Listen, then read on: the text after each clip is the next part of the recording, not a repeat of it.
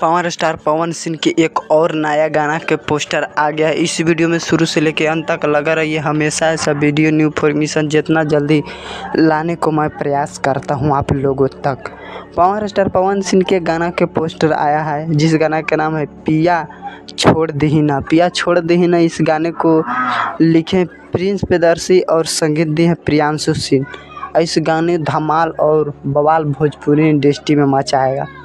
धमाल बवाल मचावे करेगा। पावर स्टार पवन सिंह के मचाता है और मचाते ही रहेगा। पिछले साल पावर स्टार पवन सिंह के धमाल और बवाल भोजपुरी इंडस्ट्री मचा दिया था पावर स्टार पवन सिंह के। और इस साल भी पावर स्टार पवन सिंह लग रहा है कि धमाल और बवाल मचा देगा ये साल भी। और जी आप गाना की बात करें, गाना कब आएगा तो 2-4 दिन के बाद। अभी पोस्टर पर रिलीज डेट नहीं दिया गया है। मेरे अनुमान से 3-4 दिन के बाद से पोस्टर आएगा, डेट उट आएगा। धमाल और बवाल भोजपुरी इंडस्ट्री में मचाएगा। पूरा वीडियो देखने के लिए आप लोगों को धन्यवाद।